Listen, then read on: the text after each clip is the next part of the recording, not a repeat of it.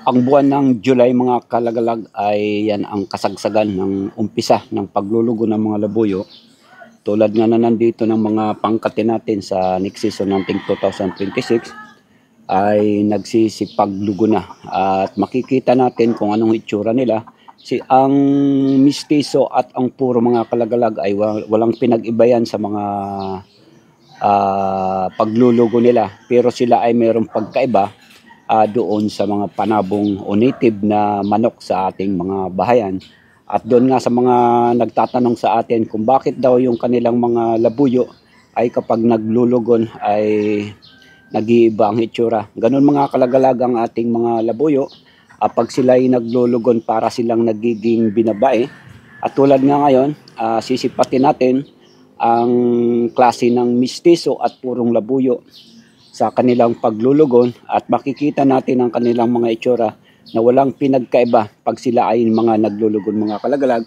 At isa-isa nga nating sisipatin ang ating mga kulungan para makita natin ang mistiso at ang puro kung paano sila naglulugon. At ang kasagsagan ng paglulugon mga kalagalag ay nagsisimula sa buwan ng July. Tulad ngayon, katapusan ng buwan, 31 ngayon, 2025. At itong ating mga labuyo mga idol ay magtatapos ang paglulugo nito sa buwan ng October at November. So tingnan natin mga idol, unahin natin itong isa nating mistisong labuyo. Okay mga kalagalag, unahin nating tingnan itong si mistiso. Itong si mistiso mga kalagalag ay mapansin natin sa palong na kapag ang labuyo ay naglulugon, bumabagsak.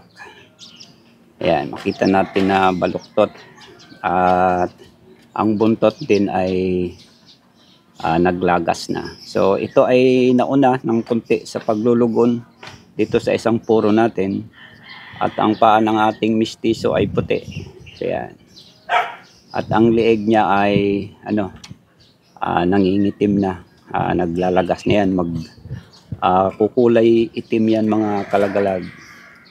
At yung buntot niya nga maiksi na kasi natanggal niya na yung mga lawi. At ang kanyang balahibo ay parang nagsisipagtayuan, yung parang natatakot sila hawakan kasi nga ang mga katawan ng mga labuyo kapag naglulugon ay masakit.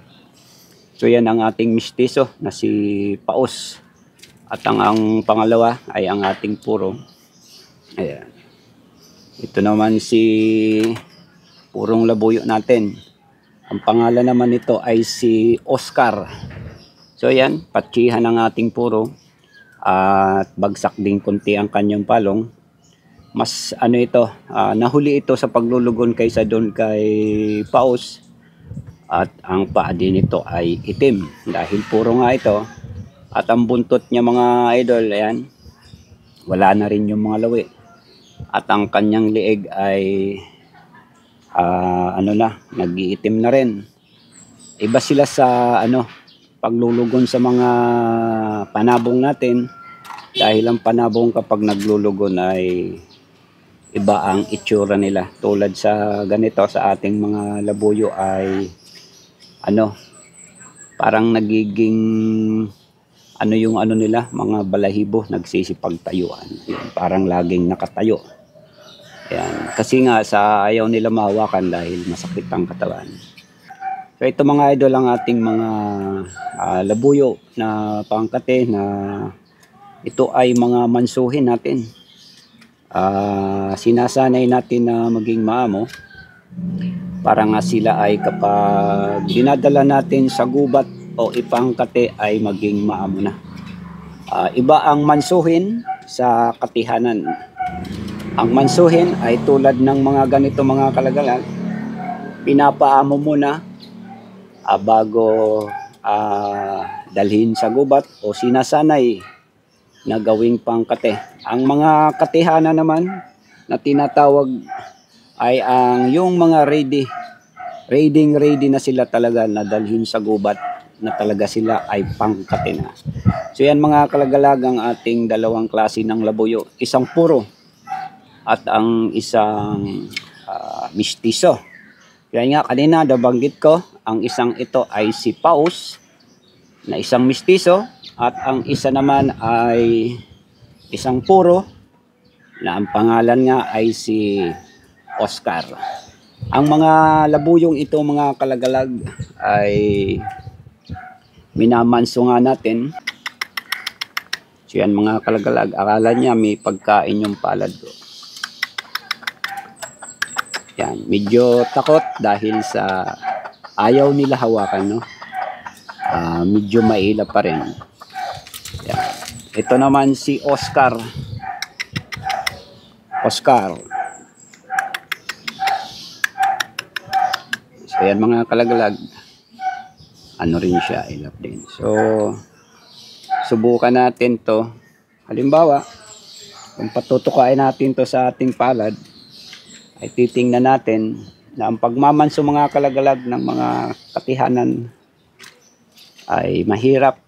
Maglalaan tayo ng buwan sa pag-aalaga sa kanila. At ito, subukan natin.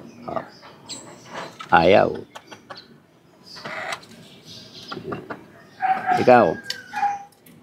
Ayaw din. So yan, dapat ang ating mga mansuin ay mapatuka natin sa ating mga palad para mas maging maamo sila.